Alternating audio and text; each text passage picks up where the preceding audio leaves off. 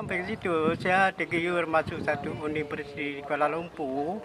Rupanya di situ ada peninggalan-peninggalan termasuk kenebah-kenebah masa lalu, termasuk ikayat-ikayat Raja Pasir. Jadi kebetulan itu saya menarik. Minat dalam hati saya ingin menulis buku tentang Aceh. Karena ada pemerintah Aceh, mulai dari bupati, wali kota, dan gubernur mendukung. Mendukung sepenuhnya apa saya sudah menulis pada tahun mati perjalanan ke depan. Ini saya katakan tingkat semangat, tingkat keteguhan, keyakinan. Kalau masalah ekonomi kadang-kadang lebih terpuruk.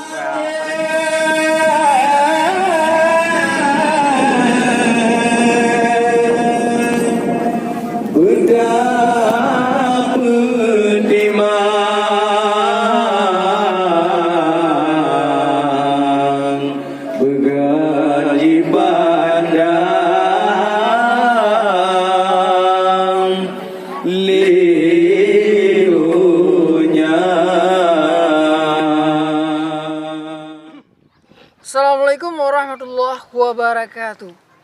Para pemirsa media Islam sedunia dimanapun Anda berada, bertemu lagi dengan saya Hamdani Mulya.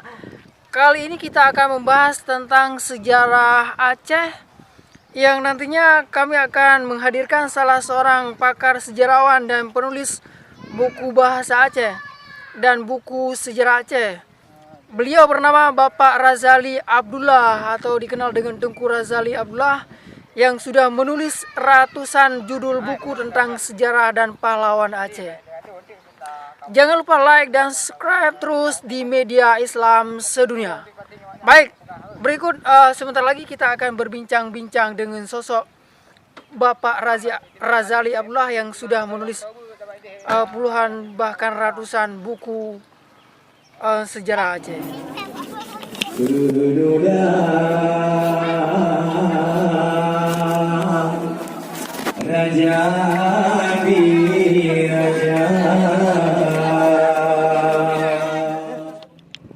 Baik, saya mewakili dari media Islam akan mewawancarai Pak Razali.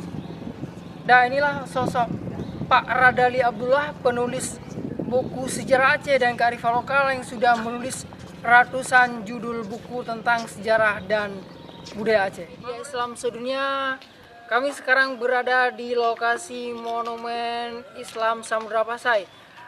Sebagai Tamadun Kejayaan Aceh, hari ini kami telah menghadirkan salah seorang sejarawan dan penulis buku sejarah-sejarah Aceh, bernama Bapak Razali Abdullah. Assalamualaikum warahmatullahi wabarakatuh. Nama saya Razali Abdullah, menulis buku tentang adat dan budaya sejarah Aceh. Tujuan kita untuk menulis buku tentang Aceh supaya generasi masa kini dan masa akan datang mengerti tentang cerita-cerita masa lalu. Dan selama ini saya sudah menulis buku kurang lebih 150 judul tentang Aceh, tentang adat budaya dan sejarah. Karena sekarang berada di Monumen Kerajaan Samudra Pasir, saya sudah menulis buku tentang Kerajaan Pasir masa dulu. Itu perlu kita kembangkan, kita perkenalkan, kita beritahukan kepada generasi khususnya Aceh dan generasi luar Aceh.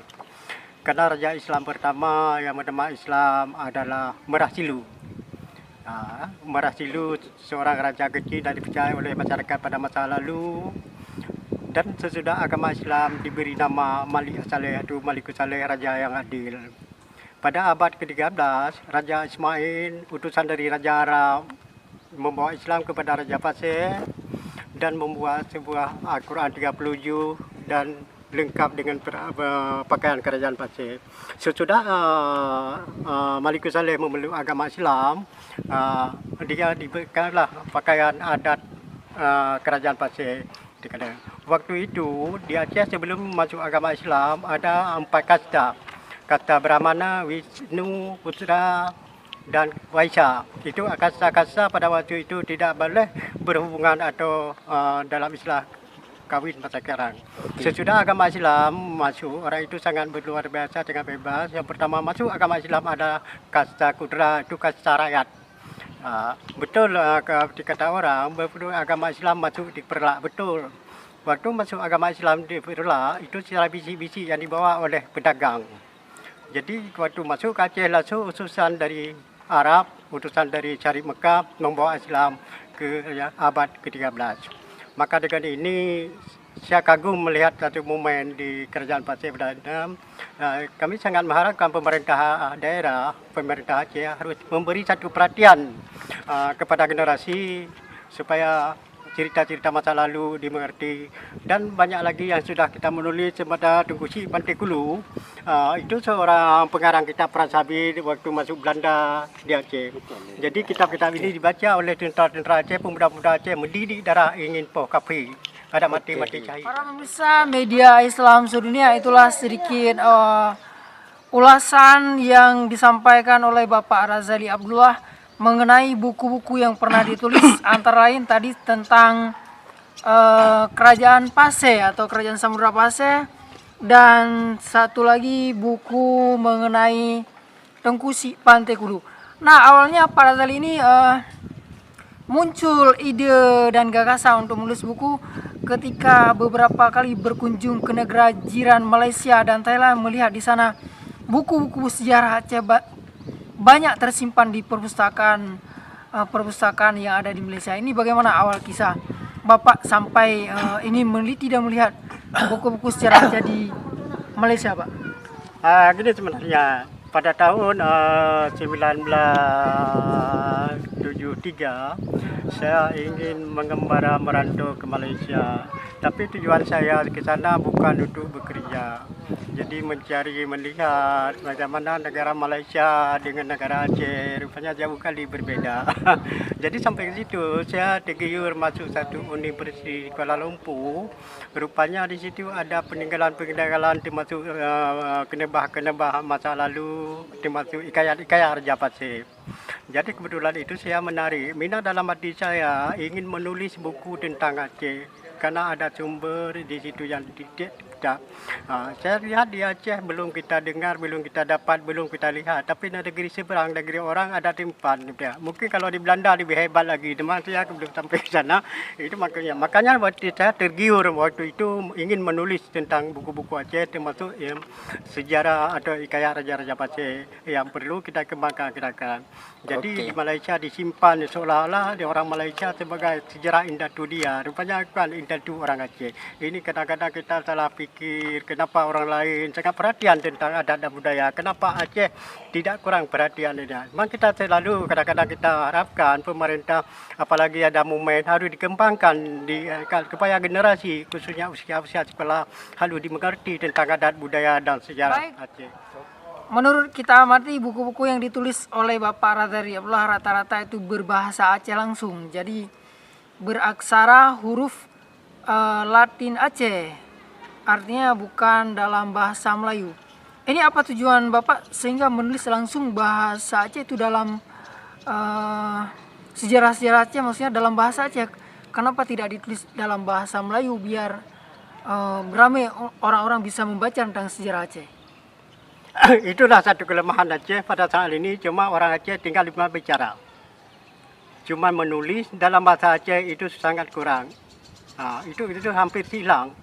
Yang ini yang perlu kita kembangkan dan lebih bermanfaat sejarah Aceh kalau perlu dalam bahasa Aceh dan bahasa yang lain termasuk bahasa Indonesia atau bahasa Melayu. Kita utamakan dulu bahasa Aceh. Kenapa? Selama ini anak Aceh, orang Aceh cuma bicara bahasa Aceh, tidak bisa menulis dan membaca bahasa Aceh. Itu kita sangat kekurangan dalam itu, salah satu kelemahan orang Aceh. Kenapa bangsa lain, orang lain bisa menulis bahasanya sendiri, berbicara sendiri, tapi di Aceh cuma tinggal bicara. Ini satu kekurangan, kita sudah hilang adat, sudah hilang budaya. Itu satu budaya yang perlu kita lakukan, budaya menulis. Maka saya sekarang banyak sudah menulis buku-buku tentang pelajaran bahasa Aceh supaya anak-anak sekolah dari SD, SMP bisa menulis dan membaca dalam bahasa Aceh. Sebenarnya bahasa Aceh itu bahasa yang sangat kaya budaya.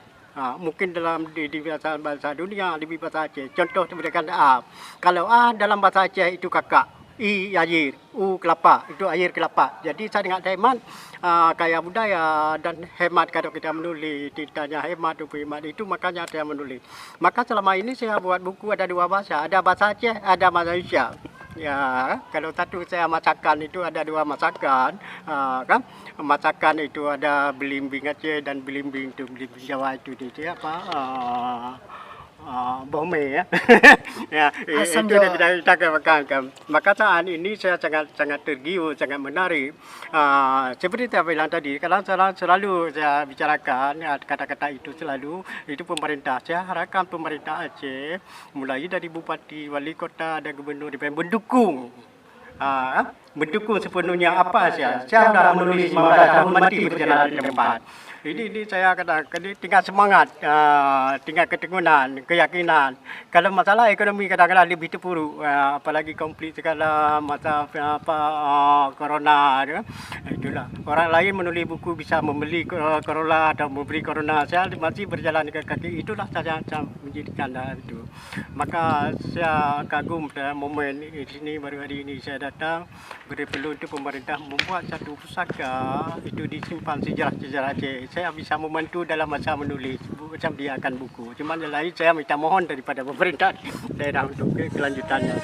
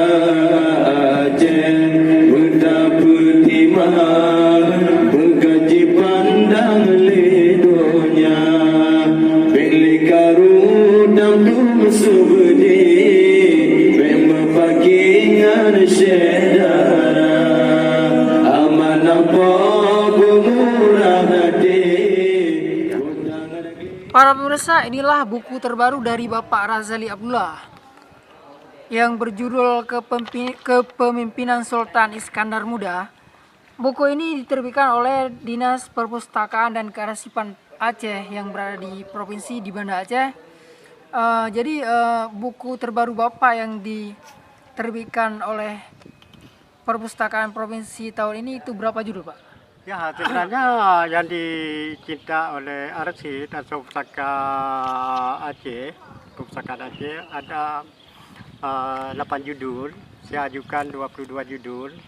Insya Allah pemerintah juga mendukung walaupun sekedar. Jadi adalah satu perhatian dari pusaka. Jadi buku-buku ini dicetak untuk dibagi-bagi kepada tiap kota kabupaten yang ada pusaka.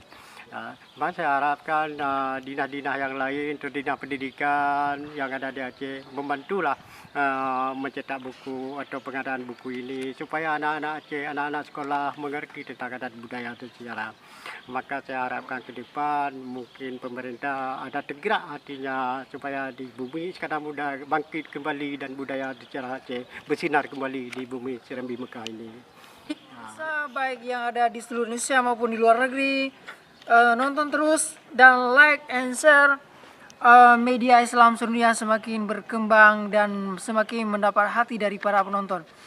Jadi itu wawancara kami tadi dengan Bapak Razali Abdullah yang sudah mengupas panjang lebar mengenai buku beliau, dan berterima kasih kepada Bapak Kepala Dinas Perpustakaan dan Kearsipan Aceh yang telah mencetak buku-buku beliau terbaru, antara lain berjudul Tengku Syek Pantai Kulu.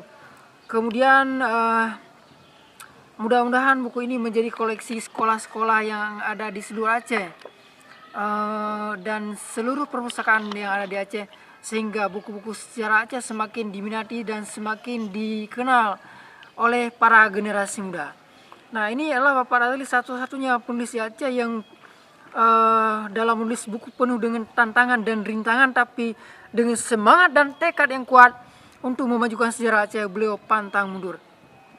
Dan buku beliau yang selanjutnya sedikit beliau akan menceritakan tentang buku Tengku Syek Pantai Kulu. Ini bagaimana proses menulis buku Tengku Syek Pantai Kulu? Apakah Bapak Razali langsung menghubungi ahli waris atau ke kuburan Tengku si Pantai Kudu. Sebenarnya gitu. Amanah murah hati, kundang negeri aman jaya.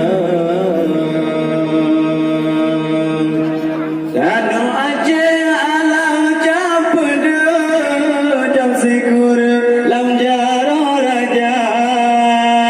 Danu Aceh alam capede, jam sikur lam jaro